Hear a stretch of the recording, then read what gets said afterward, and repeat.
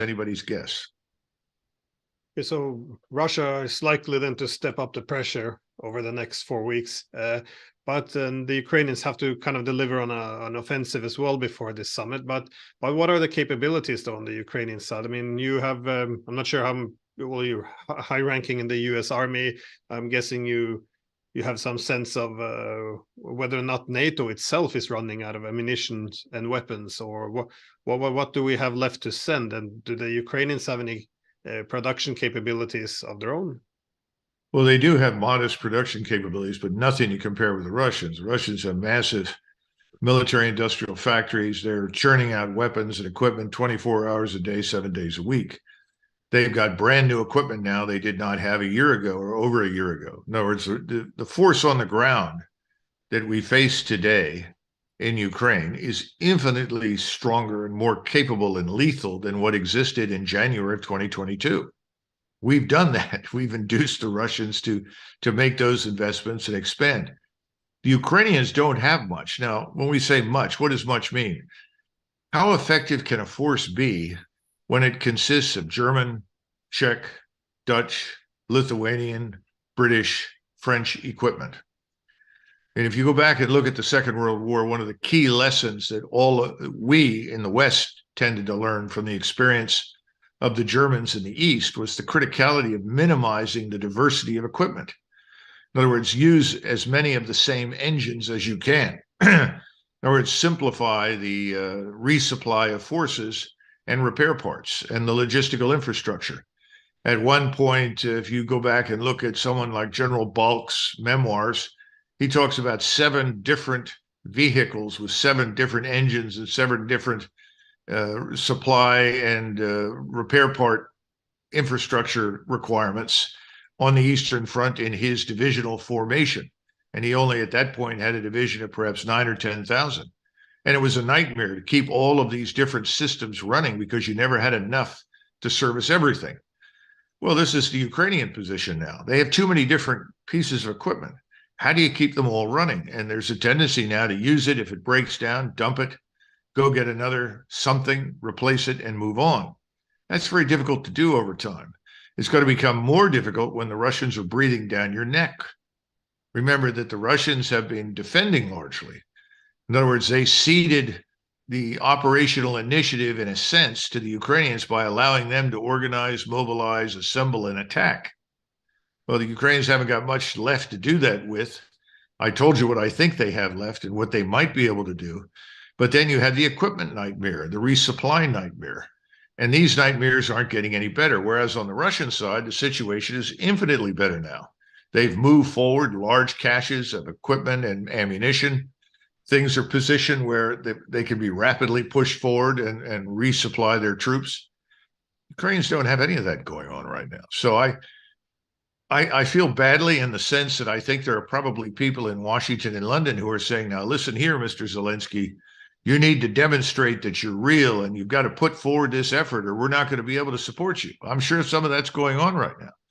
But if you're a European watching this debacle, at some point you must say, good Lord, how many people are we willing to sacrifice?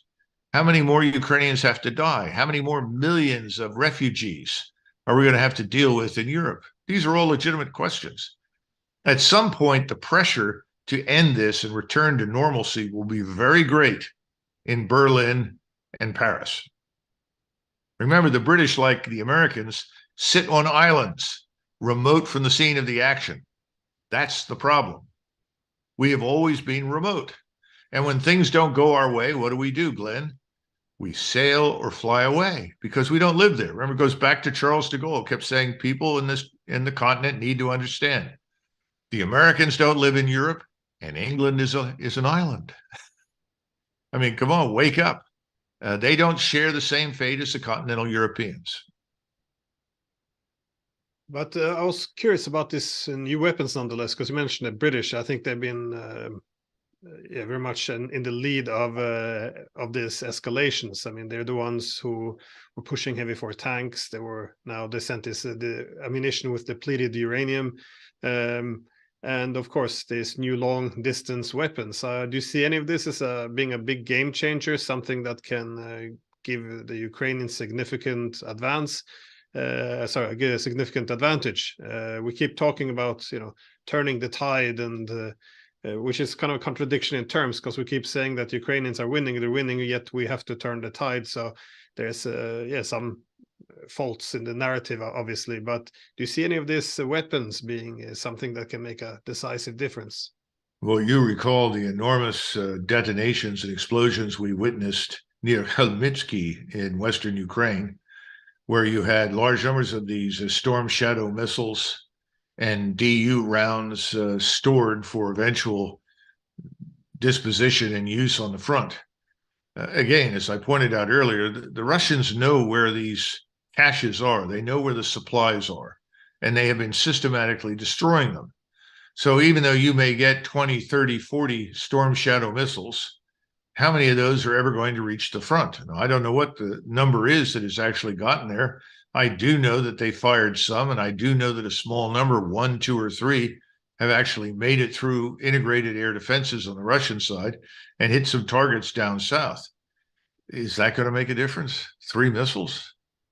In other words, if you had 1,000 missiles at your disposal with which you could attack in support of your ground forces, which were thoroughly organized, trained, and equipped with predictable sets of equipment after predictable, periods of long-term training, then I would say you had a shot at doing some real damage and making a difference.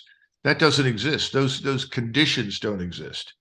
So the big answer to your question is no. If you can pinpoint a target in Kramatorsk, or a target outside of Dnipro, or a target anywhere else in Ukraine that you think harbors equipment, weapons, troops with impunity, and that's what the Russians can do right now, how far can you really expect the Ukrainians to get? I don't think very far.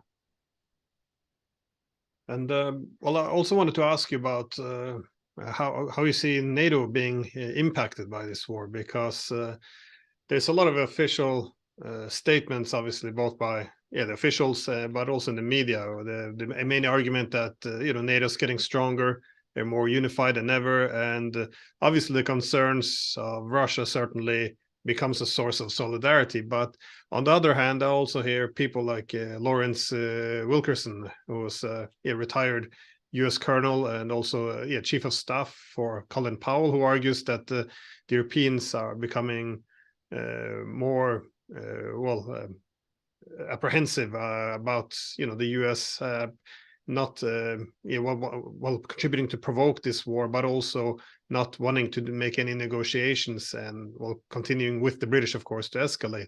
But more importantly, Wilkerson pointed out that what he saw was that the Europeans were becoming the major economic victim in this war, and besides from Ukraine, obviously, who suffer more humanitarian level, but for this reason, as the Europeans now are weakened and becomes excessively dependent on the US, he argues that there's a lot of resentment coming up from the surface. Then obviously Macron being the key example of this new pushback. But so he actually questions whether or not NATO will be able to survive if this war drags on. Do you see it in a similar way, or how do you see NATO coming out of this war? On or about 9 or 10 January, I was invited to participate in a discussion on this topic. There were several questions. The one was, and this was at the Center for the National Interest, which has since gone out of existence. Dimitri Simes was the moderator for the discussion. And at the time they said, well, will the Russians go in? I said, absolutely. Everybody else said, well, it's unclear. We'll have to see. No, I don't think so. They'll never risk it, blah, blah, blah. Then the next question was, well, what's the impact on NATO? And I said then that I did not think the North Atlantic Treaty Organization would survive the war. It's very simple. You have 30 plus nations. Most of them have interests that other nations within the alliance don't share.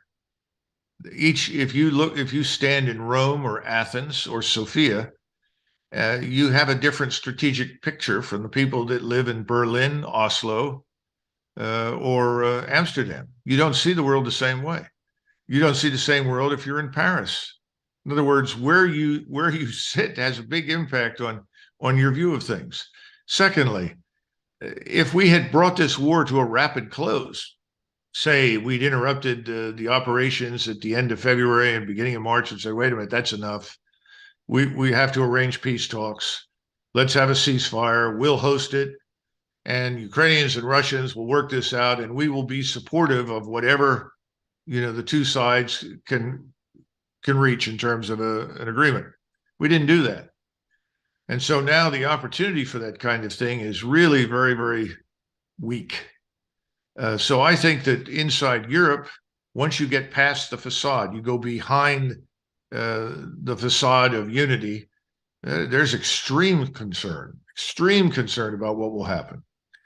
You have the Norwegians, for instance, who are very interested in having the United States help protect their interests in the North Atlantic and protect their border with Russia up on the Arctic Circle. What do you do if at the end of this whole thing, if the continental Europeans say, well, we've had enough? The only thing the Americans have done is drag us into a destructive war that we didn't need to fight against a country that really wasn't our enemy, contrary to the popular belief and the standard narrative and propaganda. That's when you're going to see things break down. And I think that's coming. I think it's already being discussed behind the scenes, but it's going to break out into the open. You've already had comments slipping out from the French, from Macron and others to suggest this. And again, if you're in Southern Europe, you see the world as one way. If you're in Western, another. If you're in Central East, another. It's very hard to hold a large alliance like that together in peacetime, let alone in war. So I don't have any faith at all that this thing called the North Atlantic Treaty Organization will survive this entire crisis. I'd be very surprised if it did. How about the ability to? Well, you mentioned that we should have tried to find a peace or end this war once it broke out in February of last year, but. Well, given that we're here now in June of 2023 and the war is still raging on and we appear to be losing, is there any possibility of reaching a peace? I mean, from both sides, both from NATO and Ukraine, but also Russia on the other sides, because from the Russian perspective, they've, well, from what I hear talking to Russians, their main thought would be, well, why would they trust us again? Because look at the Minsk agreement. The main assumption would be we would merely agree to a ceasefire and use this time to rearm Ukraine and then fight another day, much like the Minsk agreement. But also you hear similar arguments on NATO side that we can't have a ceasefire with Russia because this will allow Russia to rearm, regroup, and then fight another day. So we appear to have the same argument. The commonality, I guess, is zero trust in the opponent. So given that this is the case, even if we want peace, is there any possibility at all to sit down and agree to anything? Well, keep in mind that, as I pointed out earlier, the Russian military in January, February of 2022 was much smaller, not nearly as well armed, and their goals and objectives at the beginning of this thing were actually quite modest. We changed that by trying to drag them deeper and deeper into conflict, thinking that if we could pull them into conflict, they would wear out, they would fail, they would collapse. And we continue to hear this nonsense all the time. Oh, Russian morale is terrible. Russian troops aren't any good. Generals are incompetent. Equipment's no good. It's all nonsense. It's exactly the opposite. All of those things can be said about the Ukrainians. So right now, the real question is, if you're in the driver's seat, why would you want an end to the war if you're sitting in Moscow? Well, because the Russians really didn't want a war to begin with. What they'd like to have is a good business environment. But we've destroyed that for them in the West. We've tried to use our financial system to destroy them. We've tried to harm them in any way we could with our sanctions. None of it's worked. And so you have something else happening right now in St. Petersburg in June. And that, I don't know if that's going to coincide with the Vilnius meeting for NATO, but I think they're going to be pretty close. And in St. Petersburg, you're going to have over 84 nations talking about how they can go to a new gold-backed currency system and begin trading with each other internally on the basis of a gold standard. And of course, the Chinese, the Russians, the Indians, the Saudis, and others have amassed enormous quantities of gold. So they can do business that way. We're not in the same position. In the meantime, we increasingly don't have the kind of support from the rest of the world that the Russians and the Chinese do. We made ourselves pretty unpopular over the years. So how do we get an end to this thing? We have to say something we don't want to say. Let's talk without preconditions. Number one, no preconditions. And hear what the Russians say. Remember, the Russians sent us several proposals. We wouldn't even consider them. This is back in December and January of 2022. We just dismissed them out of hand. So we haven't listened. Are we prepared to listen now? And as you're pointing out, you don't think so. But I think the Europeans, if they change the heads of government, at least in key states, and they change the nature of the people that they send to negotiate, I think there's a chance for something good to happen. But if you pick someone like this woman, Baerbock, this foreign minister who behaves like an American teenager in high school, trying to demonstrate for some silly cause in 1969, you're not going to get anywhere. I mean, if I were Lavrov, I wouldn't take her seriously. I wouldn't pay any attention to anything the woman said. So you got to get rid of these people and then send somebody who's serious. I mean, everybody took Helmut Schmidt seriously.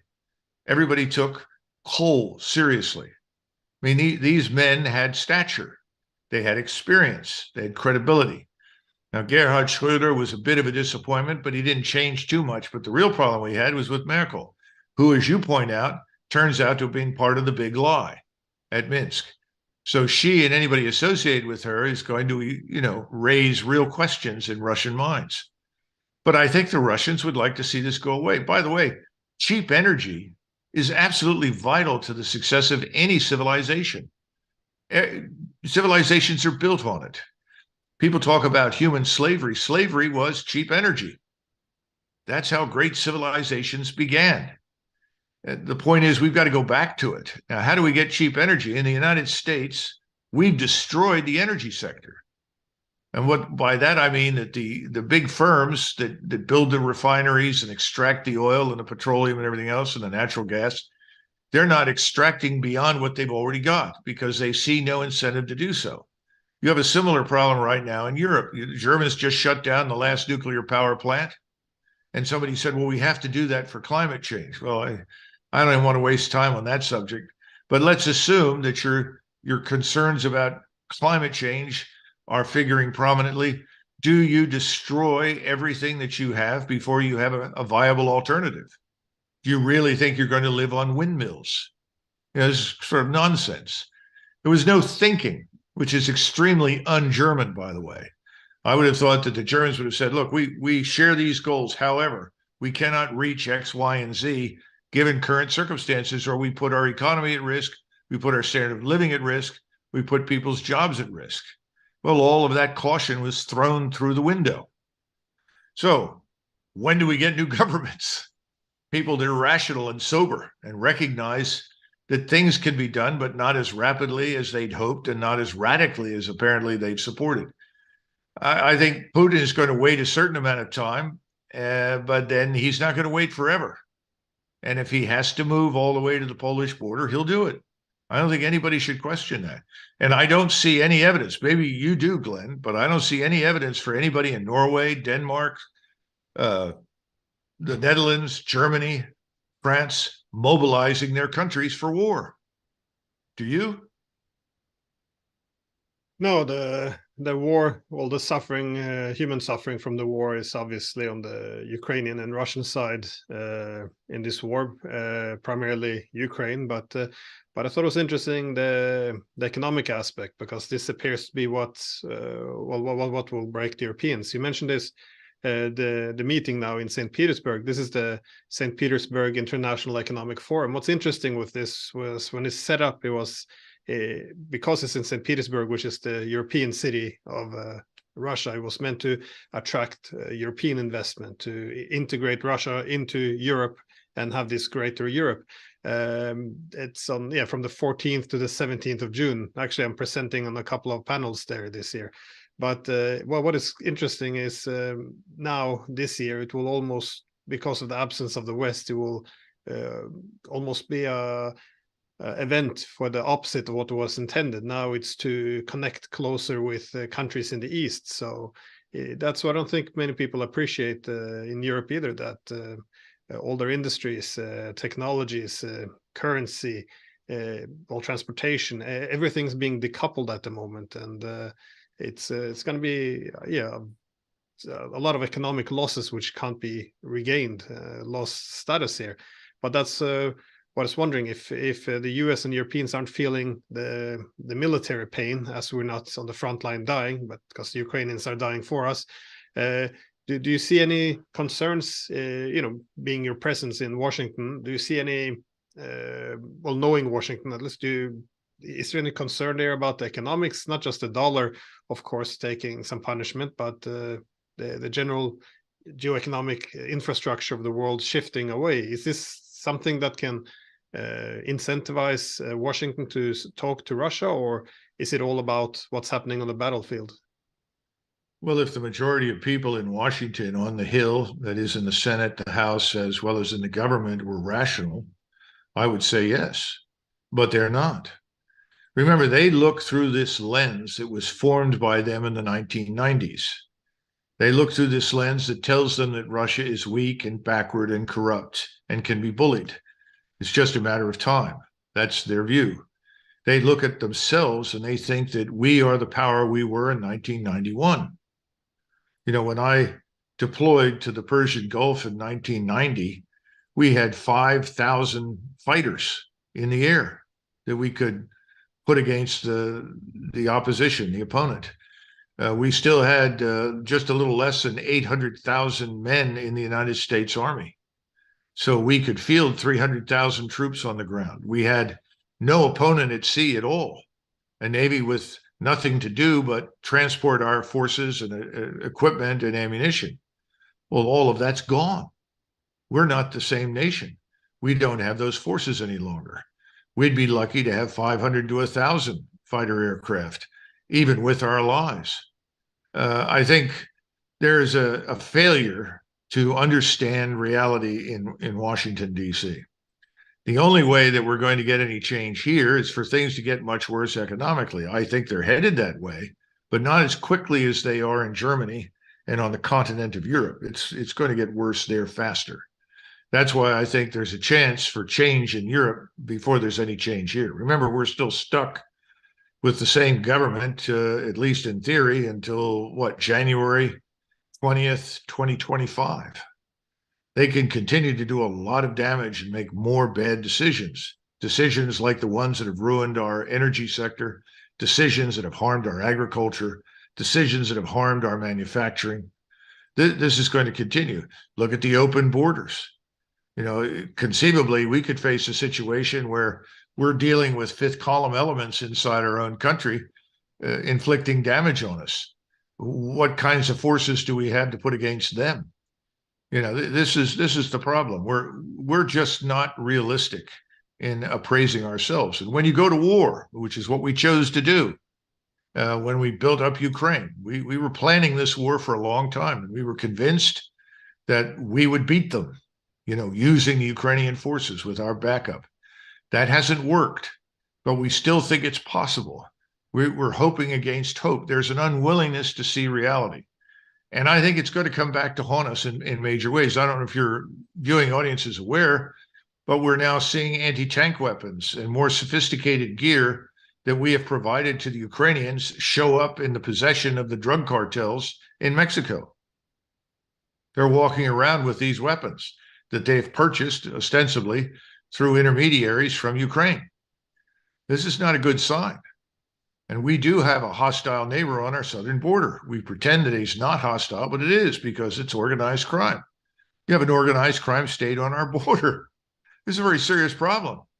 And Americans are going to have to come to terms with it. If something erupts there, everyone here will forget instantly about anything happening in Eastern Europe. And most Americans are not paying attention to what's happening in Eastern Europe. We're not allowing them to know that Americans have been killed or wounded in Ukraine. And they have, but no one's announced it. No one will tell the truth about it.